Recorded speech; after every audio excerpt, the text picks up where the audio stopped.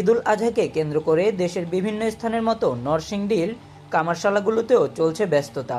কোরবানির পশু জবাই ও গোশত প্রস্তুতের জন্য প্রয়োজনীয় ধারালো অস্ত্রপাতি তৈরিতে দিনরাত এক করে কাজ করে যাচ্ছেন এখানকার কামাররা। বিশেষ করে ছুরি, চাপাতি, দা, বঁটি, কাটারি প্রভৃতি জিনিসের চাহিদা অনেক বেড়ে গেছে। শুধু খুচরা দোকানদারই নয়, সাধারণ মানুষও আগেভাগেই প্রস্তুতি নিচ্ছেন কোরবানির দিনকে ঘিরে। এর ফলে কামারশালায় তৈরি হয়েছে চাপের পরিবেশ। কামারদের মতে করোনার সময় ব্যবসায় ধস নামায় কামারশালার চুলা যেন নেভার উপক্রম হয়েছিল।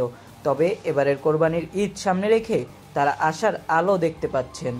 বন্ধ হয়ে যাওয়া কামারগুলো আবার প্রাণ ফিরে পেয়েছে। স্থানীয় কামার বলেন, লকডাউনে প্রায় কাজই ছিল না। এখন ঈদকে সামনে রেখে প্রচুর অর্ডার আসছে।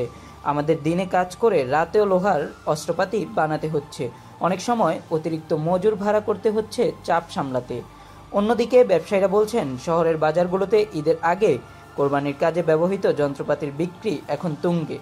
দাম তুলনামূলক একটু বেশি হলেও ভালো মানের দেশি তৈরি ছুরি বা চাপাতির প্রতি মানুষের আগ্রহ বেশি।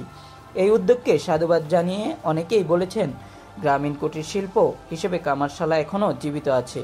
এই মৌসুম ভিত্তিক চাহিদার কারণে সরকার যদি কামারদের সহজ শর্তে ঋণ ও প্রশিক্ষণ সহায়তা দেয়, তবে এ শিল্পে আবারও ব্যাপক কর্মসংস্থান তৈরি করা সম্ভব।